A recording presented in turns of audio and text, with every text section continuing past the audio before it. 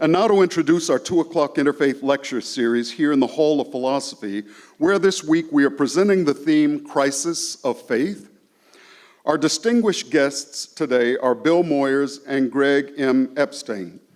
I feel like saying, welcome to the Bill Moyers Show.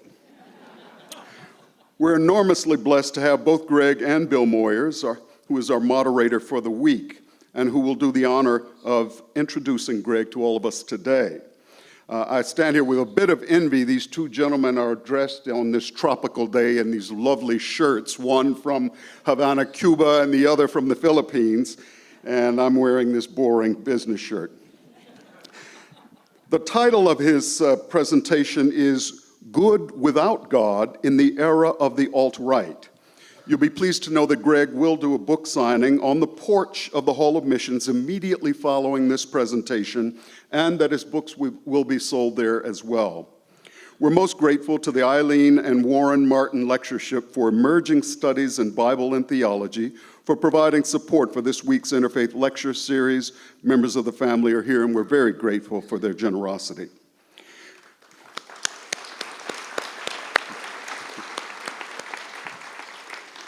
We're very delighted that Bill Moyers and Greg Epstein are now going to lead our conversation today, and I invite you to join me in providing them with a very warm Chautauqua welcome.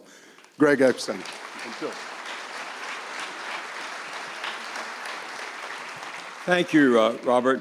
Don't you all think that before Robert retires at the end of this summer, I should be able to interview him for about an hour and a half, right? No, I mean, this is a man who's given his life to the study of what matters. And in the snippets of conversation we've had already, I can see that there's a mind churning back there on the very issues and more that we're talking about today. If we're a little late, it's because Greg and I were over at the House of Missions praying for rain. A rogue Baptist and a secular humanist, that's going to test God's faith. One of you handed me a card. Remember that earlier I said if you didn't get your questions answered in the first 2 sessions, give me your name, and I guarantee that we'll start Friday afternoon session with the names that I have of people who stood at the microphone and didn't get answered. We're up to 751. So I want to suggest that you bring sandwiches and wine, because if we start at 2 o'clock, we should be done by 7. And I want to say to you, the socialist over here, the reason we put you on the right is to keep you humble. But I have asked Greg to make sure that he addresses you today. We forgot you a little bit yesterday. For some years, we've seen full-throated and full-blooded attacks on religion from avowed atheists such as Richard Dawkins, Sam Harris, and the late Christopher Hitchens. Their arguments were sharp, worthy of debate. Their passion was unquestionable, but their seeming enmity toward religion distracted from their mission and clouded public perception of their ideas. They created their own fog of war, if you will, which obscured the battlefield between them and their opponents, especially Christian right warriors marching as to war with the cross of Jesus going on before, as the old militant hymn goes. 'Twas a pity that they came on so furiously, because their arguments deserve a better hearing than they received. 'Twas a pity they didn't consider the example of Bertrand Russell, the famous British scientist and philosopher who was born in 1872 and believed in God until he was around 16, died in 1970 at the age of 98.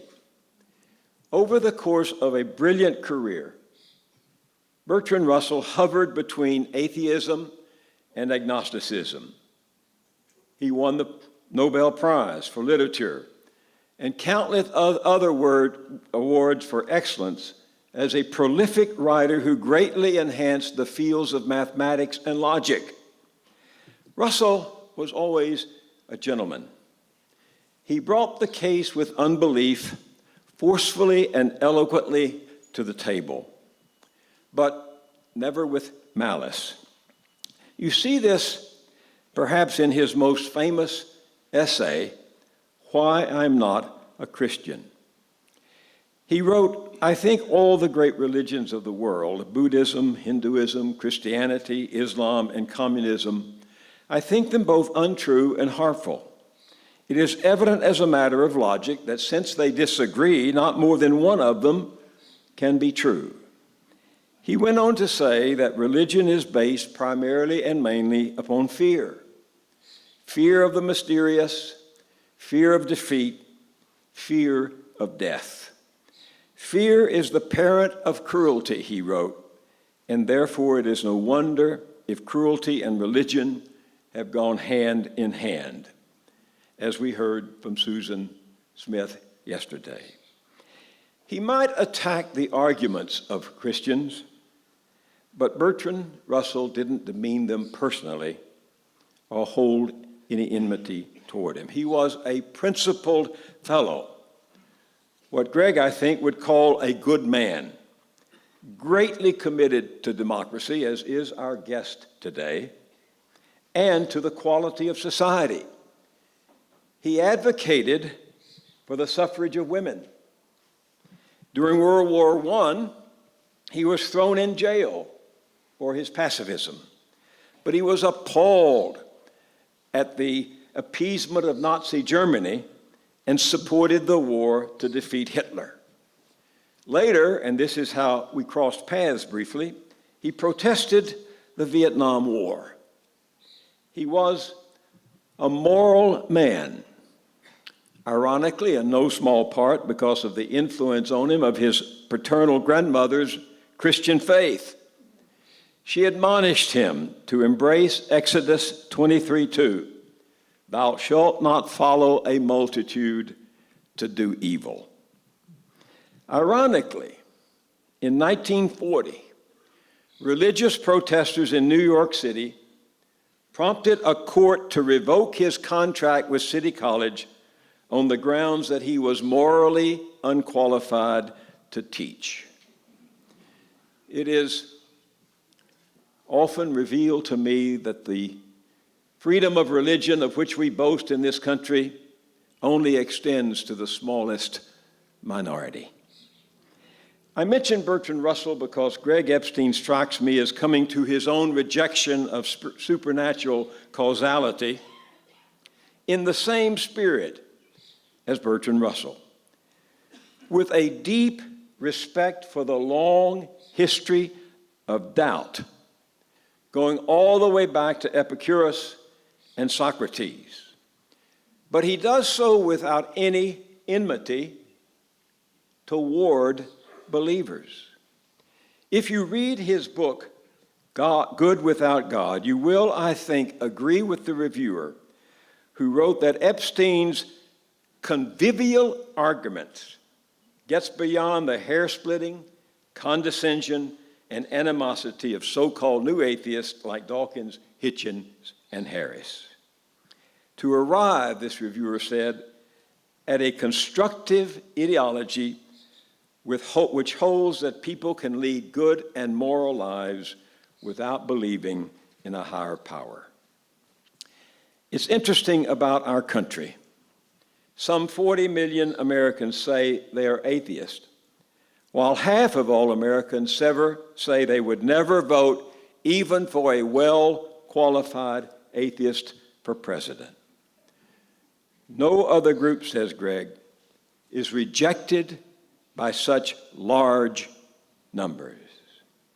He has written what one reviewer has called a timely manifesto for a misunderstood and maligned school of thought, a rallying cry, so to speak, for humanism. As he will no doubt tell us, Greg came to his own humanism as a student of the late Rabbi Sherwin Wine, the founder of Judaistic humanism. Greg is now the humanist chaplain at Harvard University and is what I would call, drawing on my own origins, a foreign missionary to a continent ripe for conversion, a people waiting to be born again and baptized into a new age of reason for the salvation of democracy. Please welcome Greg Epstein.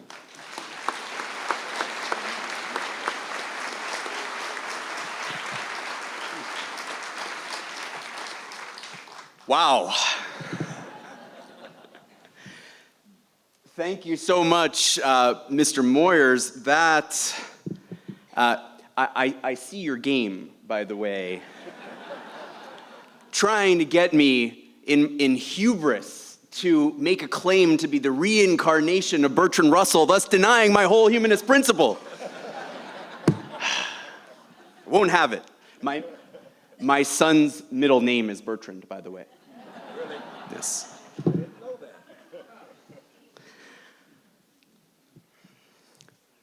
Thank you, everyone, for coming to hear this session today.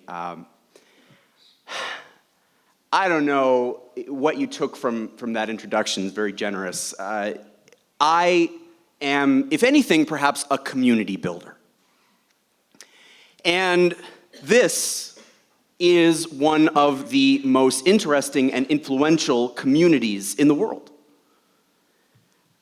So it's not lost on me how beautiful that is and how beautiful it is here. And I just really want to thank Maureen. I want to thank Robert. I want to thank President Michael Hill and everybody in the religion department that brought me here and asked me to participate for your vision. This interfaith work that you do, which is evolving even more now, is it's done at the highest level. It's important. It's inspiring. And by the way, it always needs to include atheists and humanists like myself. Which is why I'm here, so thank you. And why I hope to be back, by the way.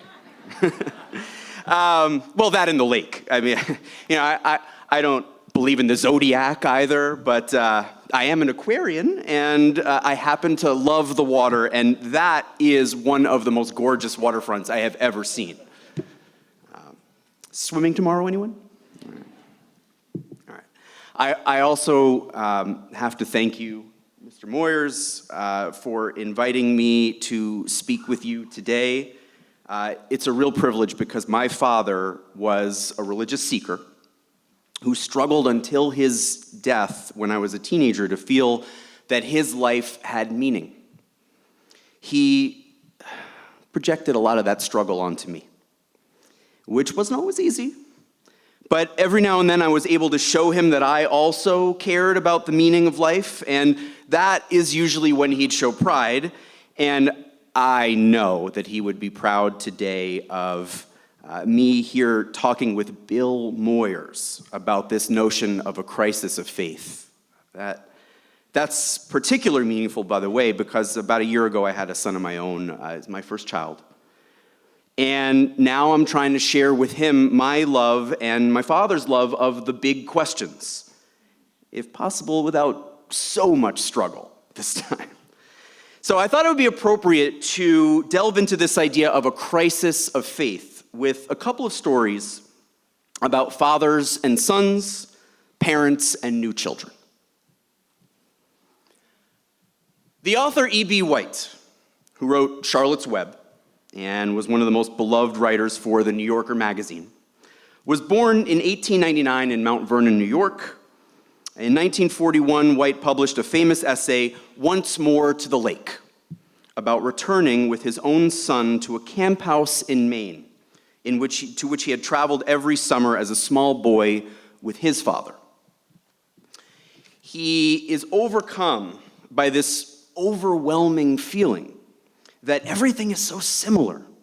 The lake, the cabin, the fishing rod, the fish, the dragonfly that lands on the tip of his rod. I began to sustain the illusion, White wrote, that he was I, and therefore, by simple transposition, that I was my father. This dizzying feeling that he and his son were one and the same began as a metaphor, but became so real to him over the course of that week at the lake with his son that as they were walking together, he could no longer discern whose legs were in whose pants. Contrast that story with a different story, a story of our time, of current climate journalist and young mother Madeline Ostrander. Ostrander travels across the United States and beyond, reporting on the devastation and potential devastation of climate change. In the midst of this career, Ostrander became preoccupied with a growing movement of women called the Conceivable Future Project, who are so concerned for humanity's future that they are not sure they could ethically bring a new life into the world. For many people, these problems were an abstraction, Ostrander writes, but as an environmental journalist, I knew enough to imagine them in front of me. Driving across the bridge to my house, I pictured city beaches drowned by the rising sea. Watching the news, I wondered when the next colossal hurricane would strike the Gulf of Mexico or the mid-Atlantic. These thoughts are not paranoid. According to scientists' predictions, she writes, if society keeps pumping out carbon dioxide at current rates, any child born by now could by midlife watch Superstorm Sandy-style disasters regularly inundate New York City. She could see the wheat fields of the Great Plains turn to dust and parts of California gripped by decades of drought. She may see world food prices soar and water in the American West become even scarcer. By 2050, while still in her 30s, she could witness global wars waged over food and land. So observe the contrast between these two stories. A father so certain of the similarity between the present and the past that he can't even discern which is which. And a mother so distraught by the difference between the present and the future that she can't even discern whether the future is worth living. That's the moment we're in. I tell you these stories because, well, first of all, because they resonate with me. I'm trying to figure out who and what I am as a parent. Am I like that father, the one taking the purest joy of my adult life in a son who he looks like me, he laughs like me, he refuses to take a nap when he needs sleep, which is also just like me? Or am I that mother, knowing that I've brought a life into the world that I may not be able to protect? And the answer, of course, is yes. But these stories embody what a crisis of faith is. A true crisis of faith is about much more than just religion. It is about more than whether people say they believe in a God. One of the most important meanings of the word faith is trust or confidence in the future. A crisis of faith is a loss of confidence in the future.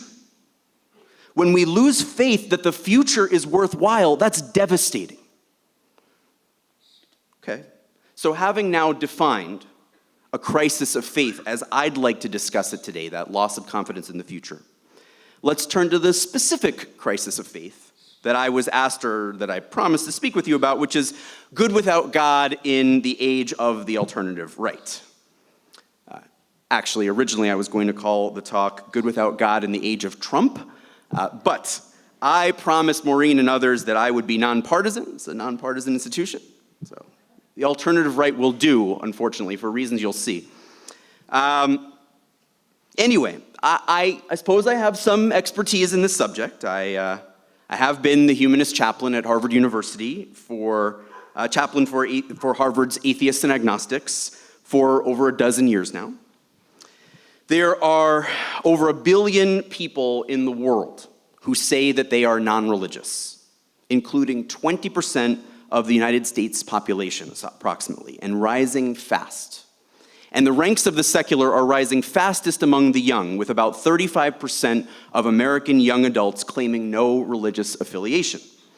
At Harvard College, according to a number of carefully done surveys by the Harvard Crimson, there are currently more self-identifying atheists and agnostics than all Christians combined. But that fact isn't just relevant to Harvard.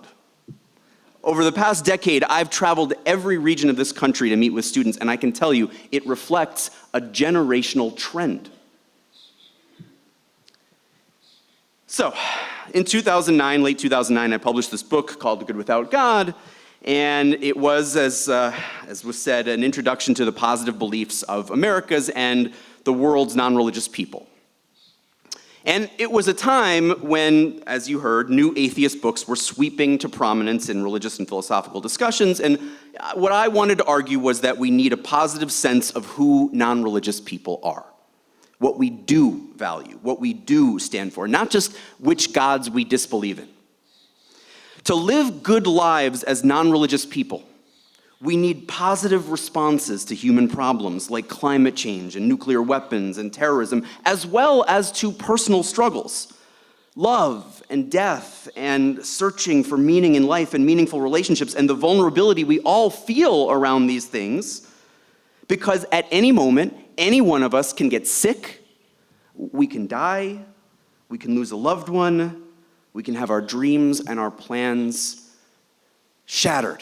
And I didn't plan to say this to you today, but just earlier this week, one of the most wonderful and gifted students that I've ever had the chance to work with as a chaplain at Harvard, just a year before finishing his PhD, it would have been the fourth Harvard degree that he had earned, was killed in a tragic accident. And his whole family and our whole community is devastated. He's been working with us for over 10 years, and we love him like family, and he had actually left our community a couple of years ago to go and become one of the senior staffers at the Interfaith Youth Corps, which many of you know. He was one of the top leaders at Ibu Patel's Interfaith Youth Corps, and so that's an incredible organization, and he made a big impact there. And now we're all grieving him. And any philosophy of life worth its salt, including humanism, has got to have some kind of response to things like that, right? That's life. Good Without God is an attempt to grapple with all of that. It is also a product of the beginning of the Obama era, a time of optimism for progressives like myself. And in that spirit of optimism, I ended the book with a long section about community, because community is the key to changing the world, because community is what makes religion so powerful. And it is the only way we non-religious people can truly provide a meaningful and influential alternative to theistic religion. So I've spent the past 7 or 8 years calling on my fellow atheists, agnostics, and allies to join me in building positive humanistic communities based on our values. At the Humanist Hub, the community center we've founded in Harvard Square, you won't see plaques or monuments about, the gods that we disbelieve in or the theological arguments we disagree with. On our walls, and Brendan Randall, the man who I was just speaking of, was one of the people that helped us to design this display where we have our positive values on the wall. Reason, compassion, creativity, justice, integrity, equality, dialogue, feminism, environmentalism, mindfulness, and intersectionality, just to name a few. We're part of a growing movement of humanist communities around the world. According to the website meetup.com, conservatively estimating, well over 500,000 people currently participate in local groups of humanists and free thinkers, mostly in the US. So many of these groups, like mine, have attracted thousands of participants. A decade ago, typical activities for what was a much smaller number of such groups ranged from lectures to lectures. Yeah, unfortunately, early generations of secular humanists decided to eliminate, or at least to try to eliminate, every aspect of religion they didn't like, and it left them with the sermon, and that's pretty much it. But now, daily activities at the Humanist Hub regularly include inspirational talks, music, poetry, community meals, meditation, mindfulness, interfaith work, social and racial justice training and advocacy, and community service. We're working formally and informally as a model for dozens of like-minded communities, and there are other excellent models out there as well. Now, unfortunately for me, and many members of my community, 2017, no longer such an age of optimism. This is what I think of as I said, the age of Trump, the age of the alt-right, so let's get into that. In this age of Trump, the alternative right, many of us worry that climate change has passed a tipping point, that we're unable to save humanity from an oncoming disaster, that we've elected an administration that not only does not care about this problem, but is actively worsening it. We're afraid not only of Islamist terrorism and North Korea, but also of homegrown, white-bread terrorism right here in the West. We no longer have confidence that our own government is not colluding with our chief global enemy. We're stressed, essentially, about World War III. In fact, online interest in that term, World War III, has peaked in April at rates double, triple, or more what we've seen over the last several years, according to Google Trends. Okay. Optimism. That being said, we've always had global challenges to deal with, though, haven't we? I know I'm speaking to an audience that understands that far better than I. We've always had human frailties and fears. I am not in any way suggesting that the world today is worse than it's ever been. In fact, I believe quite the opposite. I personally would not want to go back to any time, to live in any previous era of the world's history. Racism, sexism, homophobia, access to medicine and basic freedoms, education, and human rights were all almost universally worse in the past. However, the problem, the crisis, stems from what I'll call the direction of the lifeboat. Okay? So I want you to picture yourself in a lifeboat, paddling. I want to see some mindful picturing of this, if you will. Paddling in the middle of the ocean, water all around you as far as the eye can see. There will be a tremendous difference in your mindset as you do so, based on whether or not you believe that you're paddling in the right direction. Because if you believe you're paddling in the right direction, you may be thirsty, you may be tired, you may be Sisyphus himself, but you're more likely to be resilient in the face of your fear because you have some agency and you're doing what you can, right? But if you have no idea where you're headed, or how to get yourself pointed in the right direction, maybe you're hoping that you'll be rescued, but if you're not confident that'll happen, your mentality is different. At that moment, you're not just afraid, you're in crisis, right? Crisis of faith. And you're probably either in an uncontrollable rage or despondent or both. And that is the situation we liberals and progressives in this country are in right now. Particularly white liberals and progressives.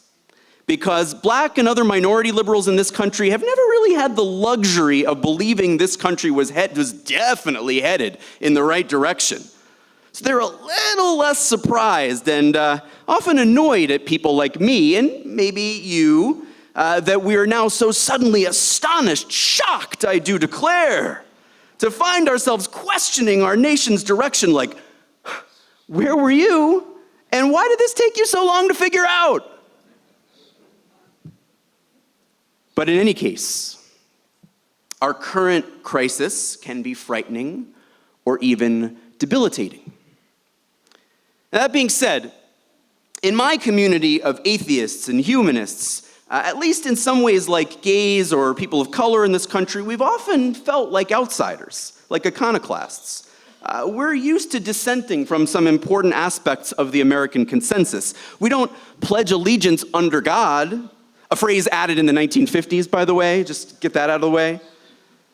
Or at least we're ambivalent about doing so. I happen to be a lifelong, passionate New York Yankees fan. And ever since 9/11, God Bless America has been sung at Yankee games at every seventh inning stretch. So now I have to be a kind of heathen at what is really my true church, Yankee Stadium, because I can't sing the hymns. But we atheists and humanists and secularists, whether we may be Yankees fans or even Red Sox fans, take no small pride in that approach to life. We are critical thinkers. So we might think or even say out loud, especially if it's in the comments section of any website, that means we are sophisticated, clever, too wicked smart for our own good. Unfortunately for us, however, smugness is a luxury we can't allow ourselves today. Because if my community is defined simply by what we don't believe, by not believing in a God, or even by calling ourselves secular humanists or similar, then sadly, we are today in the company of some truly bad and scary people. In fact, those bad and scary atheists and humanists, many of whom are leaders of the alt-right, are more numerous and more influential than you might think. And I'm going to take a drink of water here because this is the part of my talk that makes me sick to my stomach. Okay. The term alt-right, some people heard of that? Group of people you've heard of? Okay. Was coined and popularized by a Richard Spencer, who you might know as America's most recognizable neo-Nazi. That neo-Nazi being punched in the face in a viral YouTube video. Yes, he is a 38-year-old, privileged, educated, handsome, stylish. Yeah, I admit I'm jealous of his hair. A neo-Nazi being punched. Spencer's best-known quotes include that alt-righters and other white people should party like it's 1933 on the occasion of Donald Trump's election.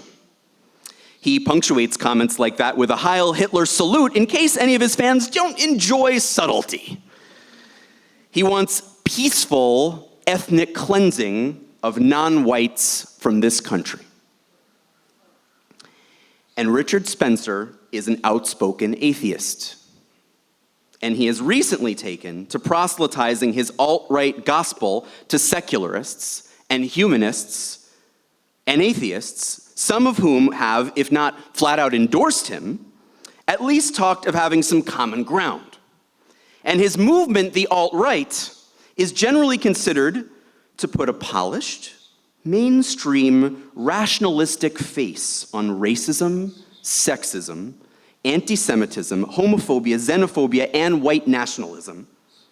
They use these sophomoric internet memes with cartoon frogs and fashion and tattoos and macho rituals like men standing in a circle and punching someone until he can name 5 breakfast cereals in order to influence young white men who are in the midst of an identity crisis of their own, by the way, to think that they are genetically superior to others, to think that this is a scientific form of racism. Now, this alt-right movement doesn't ask for slavish devotion to any aspect of its dogma. It winks with irony to influence as many people as possible. And it influences many young atheists because, and I watched this, aghast, on alt-right comedy YouTube videos, yes, that's a thing, both alt-right neo-Nazis and their allies treat atheists with more respect, not only than traditional right-wingers, but actually they treat us with more respect than most mainstream progressives do, I'm sorry to say. Can I brag just a little bit? I'm the first American humanist clergy member or community leader in multiple generations to have some kind of official position as an advisor to major American politicians. But I can tell you from painful personal experience that most leaders of the Democratic Party won't give me or anyone like me the time of day. Meanwhile, these intellectual neo-Nazi apologists are falling all over themselves, fawning over us, and courting atheists. Even the alt-righters who are religious court us. They know that we're the demographic future. It's nauseating. The alt-right so influenced one of the president's most influential advisors, Steve Bannon, that he called his website, Breitbart.com, the platform for the alt-right. Granted, Richard Spencer himself, while a growing anti-hero, still only appeals to a small minority of Americans, but his ideas are gaining influence. It has now been demonstrated that as the magazine The Nation's headlines blared after crunching data from the American National Election Studies, pre- and post-election surveys, fear of diversity, this is a quote from The Nation, fear of diversity made people more likely to vote for Trump. And another quote, economic anxiety didn't make people vote for Trump, racism did. You check it out yourself online. And President Trump is well aware of this. In his recent speech in Poland, wrote The Atlantic's Peter Beinart, Donald Trump referred 10 times to the West and 5 times to our civilization. His white nationalist supporters will understand exactly what he means. It's important that other Americans do too, Beinart says. And who do you think Beinart means by Trump's white nationalist supporters? Oh yeah! Many of their leaders are alt-right atheists. Now, to be clear, I am not saying that my many religious friends here are off the hook now. You see, Mabel, I told you atheism was the whole problem. Here you've been reading your Richard Dawkins all these years, but if you just listen to this Epstein fellow talk about the alt-right, he's saying the non-believers are the worst of the bunch. If only we could get everyone to join the UCC, the world would be better. No. The fact is, the reason I'm taking so much time to critique fellow atheists in a speech about the virtues of humanism is that to build a better world, every one of the world's religious traditions must be open to criticism. Humanity cannot afford for any text, any belief, or any custom or practice to be considered so sacred or perfect that it is off limits for debate. We all need, thank you. We all need to get comfortable with that, and so my intention is to start by looking inward and critiquing myself and my own community, because that's what I'd want you to do with yours. The critical issue is not one of religious faith. The crisis we face is not about whether or not we believe in a God, and it never really was. It's about what we do believe. It's about what our values are and what we stand for. The real question is, who are we? And the answer is not to ask who we are in the sense of our thoughts or our feelings or our beliefs, but how well do our principles match our behavior? I mean, let's really think about this for a moment. We've got a world to fix. We've got a secular apocalypse to avoid, extreme poverty, savage inequality, sex slavery, not to mention in the headlines this very day, we've got a probable, active, global conspiracy to subvert democracy itself. And we're sitting around worrying about minor theological differences. No. We've got to have a bigger, broader-minded vision of what it means to be human.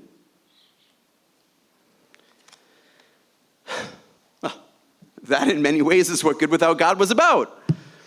And this is where I would normally share a few key points from the book, a few humanist values I'd like for you to consider.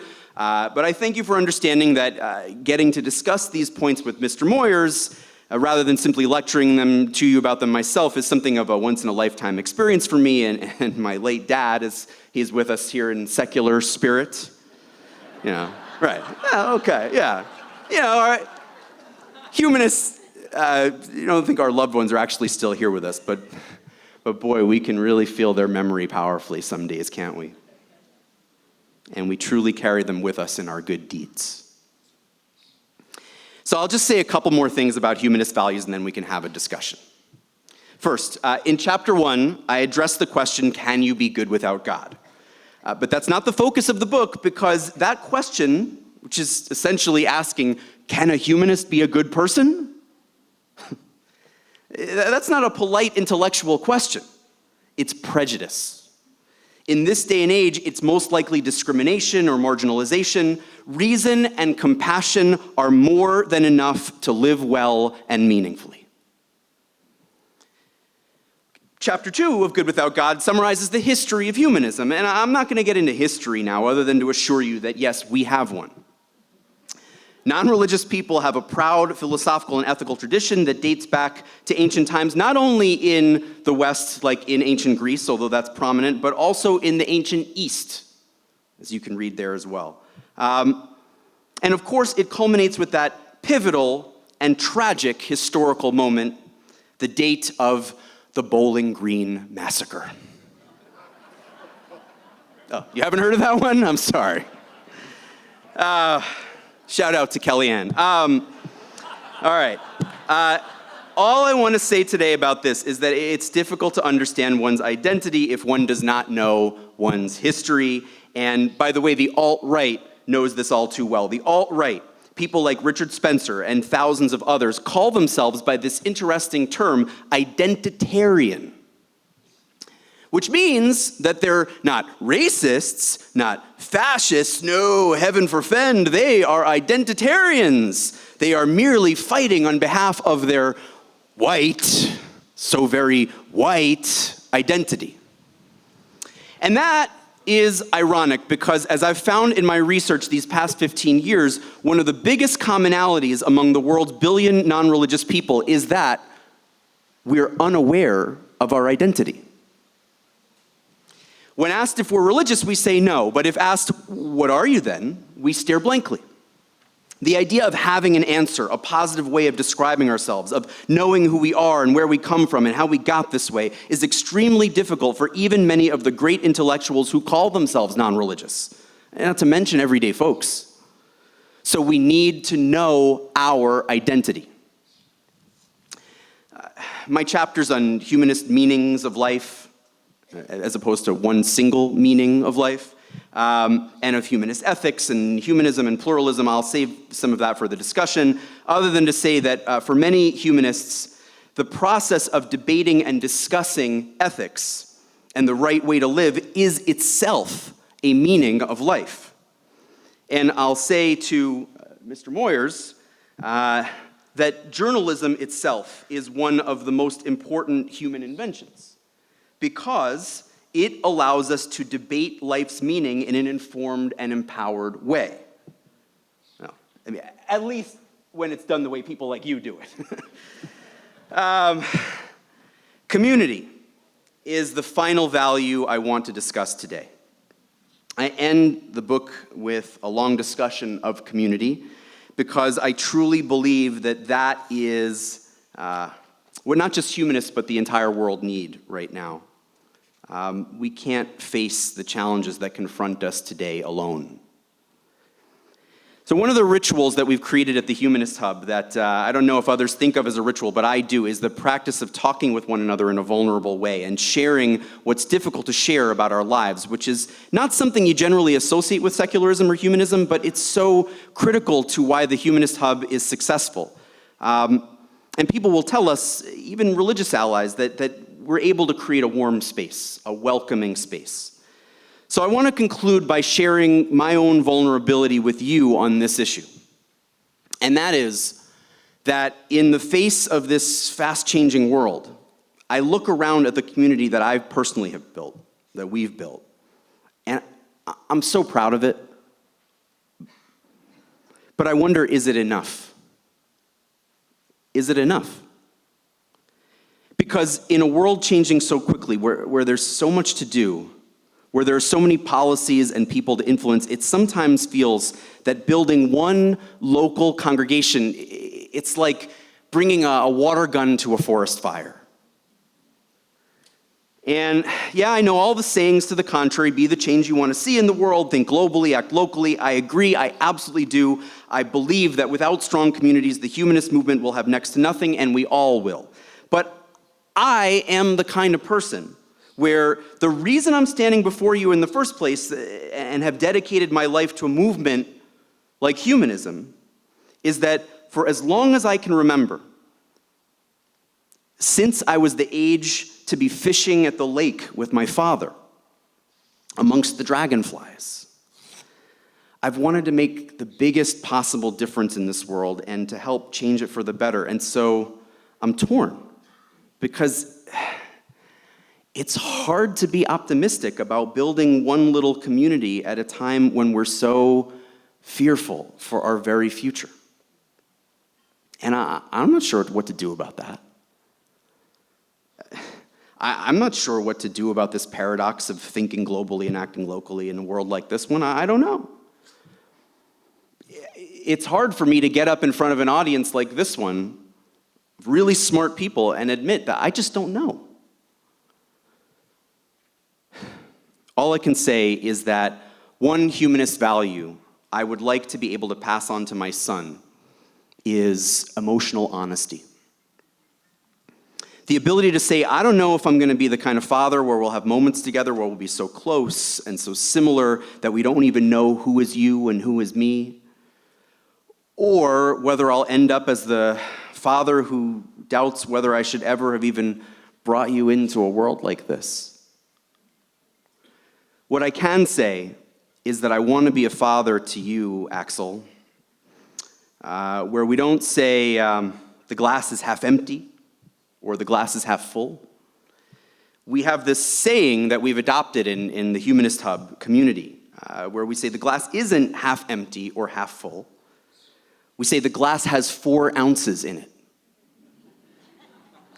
And we've got to use all of our reason and our compassion to do the very best we possibly can with those 4 ounces. And the only way to get there is one day at a time, one moment at a time, one ethical debate and journalistic inquiry at a time. And so that's what I'm choosing to be here in this world to do, and we'll see where it leads together. Together.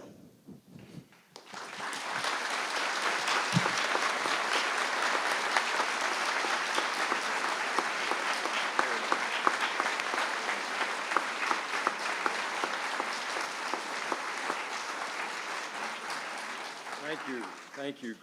All right, we'll get the microphones on. Hey, can you hear us now? All right. Okay.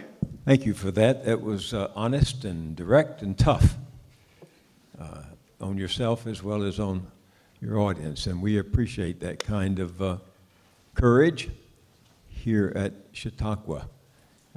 It helps us to do the self-inventory that we think is necessary.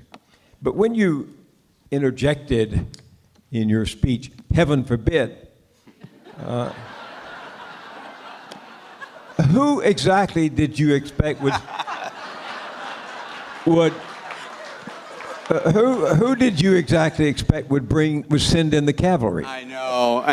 I'm not even a huge fan. I'll sing Lennon, Imagine There's No Heaven, etc. But I mean, well,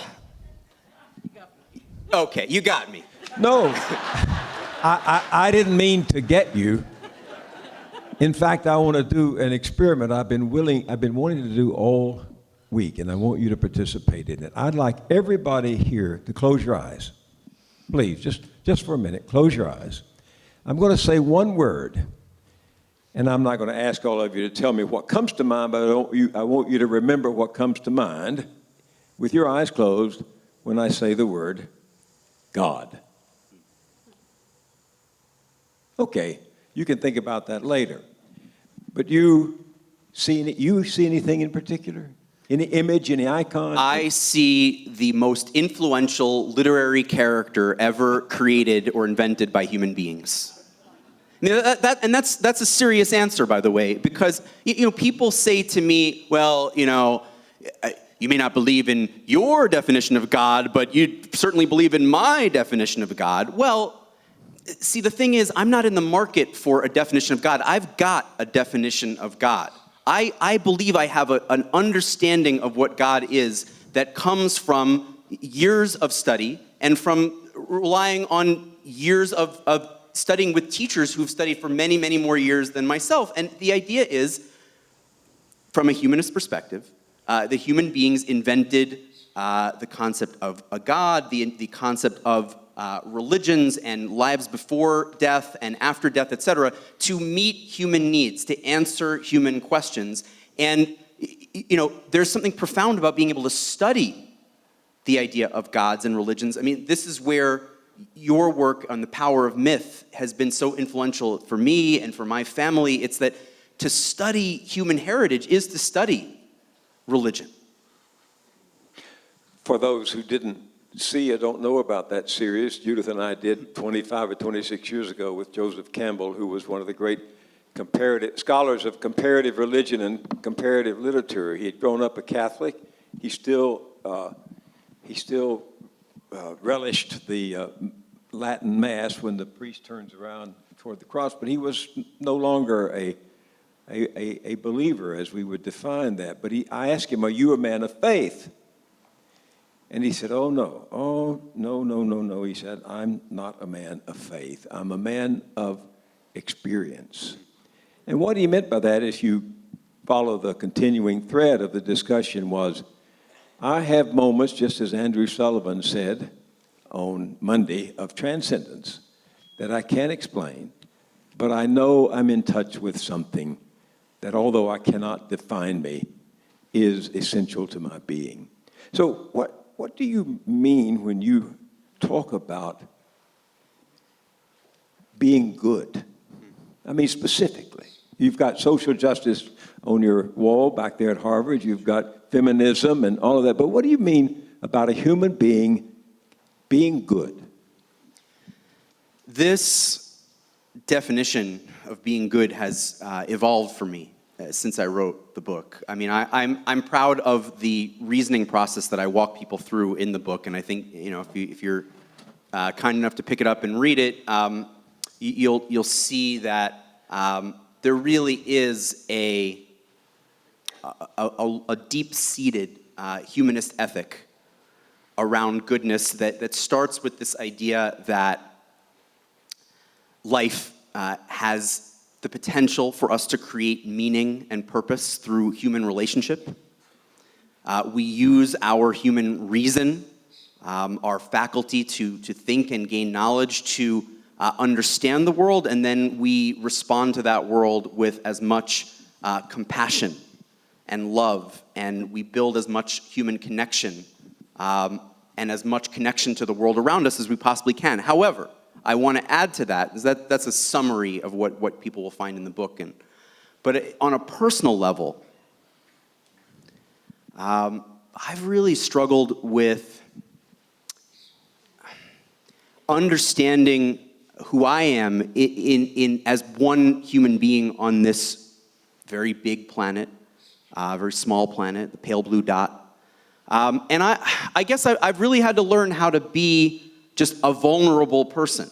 over the last several years. That in my community, we've figured out pretty quickly that if you bring a lot of people together and you just ask them to talk about what it is to be good, we've all got theories, we've got we've got positions we want to take, we've got lectures that we want to give one another, particularly, I have to say, the men in the community, and I'm a man, so I blame myself too. What is really important to do is allow people to say, what is it that's hard for you about being human? What is it that's painful? What is it that's scary? And can you find a space here to talk about that, to understand that, to accept yourself better, and to accept others better in their pain and their uncertainty? And I've found that that is the closest to true good that I'm able to experience. It's ethical. You're talking about an ethical life, a moral life? I am. A life that takes its measure of standard from what? Well, we take our measure, our standard, from debating it and discussing it again and again and again until we've got it right. But what does it mean to live by it? Not to discuss it, not to debate it. Well, and then Suppose you're alone and have no one with whom to debate. Well, how do you know what's a good ethical decision? Actually, by the way, I had a member of my community email me just yesterday. I've known him for 15 years, and he said to me that he's moved out to California, he's started a new business, he's engaged, but he's working in a way that he's totally isolated, exactly as you mentioned. And he was looking for my advice. So I try not to give a lot of advice, the same way that therapists try not to, right? But in this case, he said, specifically, can you, what's your response to this? And I said to him, you cannot isolate yourself. That is the least healthy thing that you can possibly do.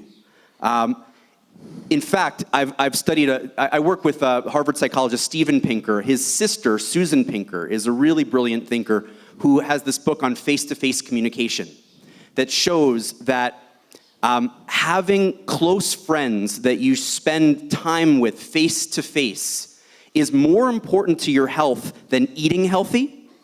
It's more important to your health than not smoking. So, in fact, part of my definition of good is that you really can't do it in isolation. And by the way, this is something that I, as a 40-year-old male, have had to learn because I was taught a very isolated way to live. And it just wasn't working for me. So that is something that's very important. We try to build communities like this one at Chautauqua because those are good for us as human beings. They're good for the world. But in looking for a standard or a basis or a source of what it means to be, in particular, good, do you take any inspiration or guidance from the Ten Commandments? Well, the Ten Commandments get a vote, but not a veto. So they, and I have this whole section in Good Without God in the chapter on how we formulate our ethics, where I give you the Ten Commandments in the King James Version, and then you kind of have to translate those into English. And then I give the humanist response, and you can kind of take a look for yourself that some of them are sort of similar, but in other cases we're quite different. All of the world's peoples have had ways to achieve an ethic. We've all had ways to work out for ourselves what is good behavior and what is bad behavior. And in some societies, you find insights into one area of goodness in life, but then they were terrible on another area. And in other societies, the reverse. Can I just say this, though? Yes, we reject, I, as a humanist, reject the idea that we can have one overarching moral standard that everyone must draw from and everyone must agree on. And I'll tell you that this is good for humanity, and here's why. Because if I'm ever elected president of the world, Don't worry. It's not, I know. But you've read the Left Behind novels, though? You've heard this? Among evangelical Christian circles, there's a series of books and movies called Left Behind that have been one of the most influential books in America in the last generation. 100 million copies. Right, 100 million copies sold. So the chief villain of that series is a secular humanist who takes over the United Nations, okay? And then takes over the world. And that's, of course, Satan, right? The devil. If a secular humanist were president of society, and he were, or she were, to say, we're going to war, she couldn't then also say, we're going to war because God says we're going to war. End of story. None of that would ever work again. We would have to debate it and discuss it, and if the arguments made sense to a majority of the people, then perhaps we would do it. But if they didn't, then it can't happen. And so I submit to you that getting people together in human communities to exercise democracy, another human invention, is not perfect and not certain to survive, but the very best hope that we have in society, and quite an inspiring one at that. And we've got to protect it and defend it. And that's why when people attack the very nature of democracy, as they are at times in this age of Trump or in the age of the alt-right, they are attacking the meaning of life. They are attacking what it is to be human, and we must defend society against those attacks. By the way, President George W. Bush did say reportedly to the leader of a Palestinian delegate as he was deciding what to do about Iraq, that God told him to attack Hussein, and that God told him to invade Afghanistan. I can't document that myself, but you can find it. But I want to come back to, I'm not trying to press the Ten Commandments on you, only to see what you do when you are charged, as humanists often are, with moral relevance. Irrelevant. Moral relativism. Moral relevance, yes. Yeah. Well, what is your source? Where does it come from? The source. Well, first of all, again, this is similar to what I was saying, right? That having to debate relative principles of justice, relative principles of inquiry, relative principles of love and caring is good and healthy for us, because that is the only bulwark we have against any one of us individually saying, I know the answer and I'm going to impose it on you, and too bad for you, right? That said, there is something about the ability to love oneself and one's fellow human beings, and to love life itself, that gives us a sense of what it is that we're fighting for and what it is that we're debating over when we're trying to work out what is good. So empathy would be one of your cardinal virtues, I would think. Yeah, empathy, compassion. The way I call it, humanists came up with this formulation where the words are reason and compassion. You can call it any number of things. Really, in the last few years, I think love has resonated with me in the sense that there is something about, and by the way, I mean, love is not a perfect word either, right? Because, and love of whom, right? You can love one person a lot at the expense of everybody else. That's kind of narrow. You can love everybody equally. That's a little too broad. But there is something to me as a humanist about the fact that we evolved, as Carl Sagan said, we evolved to have the ability over the course of trillions of years of evolution, or billions of years of evolution, sorry. We evolved, we have trillions of interconnected cells, that's another point. We evolved to have the ability to love one another. And in this vast universe, that is so necessary. It's the only thing that gives human life redeeming meaning. But it does bring up a sentence in your book that has perplexed me since I read it. You say that faith in humanity means believing in something with a huge amount of proof to the contrary. That's actually a quote from Joss Whedon, the filmmaker, the director. Joss is the director of the Avengers movies, but he's probably in some ways better known for Buffy the Vampire Slayer, one of the most popular and beloved filmmakers of our generation, of my generation. And he said, faith in God is believing in something with no evidence. Faith in humanity is believing in something with a tremendous amount of evidence to the contrary, so we humanists are the true believers.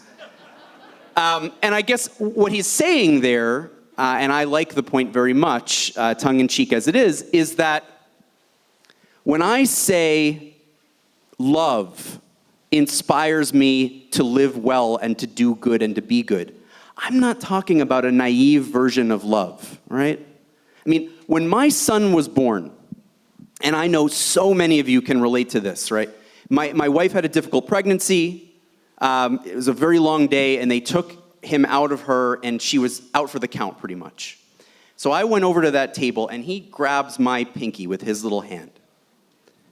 And at that moment, life changed for me, right? I see so many nods right now because you can relate to this. But that's not a naive love to say, oh, and happily ever after, right? My son and I were never going to fight. We're never going to disagree. We're never going to have any problems. Life is going to be so perfect from here on out. No. Love is very complicated, and it doesn't always work out right. And when two people get married because they fall in love, the best case scenario is that one of them dies. Right? But I submit to you that it's worthwhile. I submit to you that part of humanism is recognizing that there are 4 ounces in the glass. Not 8, but it's not half empty, it's not half full. In fact, one of my students has a t-shirt that says technically the glass is always full because it's got half air and half water. But seriously, it's realistic love, and when you recognize that realistic love is enough, you can set aside some of our worries that we have to have perfection in order to live. We don't. We can just love one another at our human best, and that is quite good, and it's worth fighting for. Do you love Donald Trump? No, I'm serious. No. Well, do I turn the other cheek to him? Do I love him as my enemy? Jesus had some fantastic sayings, by the way. I guess I would say I try to have compassion for him. I think that my best analysis of Donald Trump is that he's somebody that had a real struggle with his father. I think that's probably, my amateur analysis, that the key aspect of his biography is he had a father who really didn't love or accept him, except through a very narrow definition of success as dominating others. And so, I'm not trying to dominate Donald Trump. I'm not trying to humiliate him. I just think that he is doing damage to our democratic institutions, and he needs to be out of office immediately. So, Finally, I said earlier that we were delayed because we were over at the House of Missions praying for it not to rain. Look, it didn't rain. So We did it. My question is, you talk about debate and discussion and reason, argument being at the center of the humanist project. In that discussion, do you think that talking about God is a waste of time? Well, no, and yes, as my teacher, Sherwin Wine, probably would have said. Look, as you said in your introduction to me, which I very much appreciated, I recognize I am in the midst, I don't think I'm in the lion's den by any means, I feel among friends, I feel at home here, but I also recognize that I am here in the midst of a community of people. Many of you are deeply religious people, and I honor that. And you are my allies, and I want to be your ally. That if talking about God and theology is part of what gives you the meaning of your life, yeah, I disagree on what the nature of that God is. But again, as I said, are we going to spend our entire lives worrying about that small percentage on which we disagree? Don't you have religious friends of other religions with whom you also disagree? Do you spend all of your time and energy just disagreeing with them? No. So, and by the way, I studied in Israel for a year and a half. As a humanist, I studied in the Talmud department of the Hebrew University of Jerusalem. I had to get fluent in modern Hebrew in order to take my exams on the ancient Aramaic Talmudic texts in modern Hebrew and write them in modern Hebrew and listen to lectures in modern Hebrew. So that was a lot of talking about God for somebody like me, where I was an atheist at the time. But I value that theological discussion. We need common ground, okay? We need to honor one another. We need to respect one another. The people out here who are some of the most religious people here may be some of the people who could teach me the most about life, who could help me the most to understand what it is to be a good person. And I would never agree with you on the theology. I really promise you I wouldn't. But you could still teach me so much because I've seen it time and time again. We need allies. Please do not go out and create these amazing interfaith institutions that you are going to create and exclude humanists and atheists anymore. It cannot happen anymore. Thank you.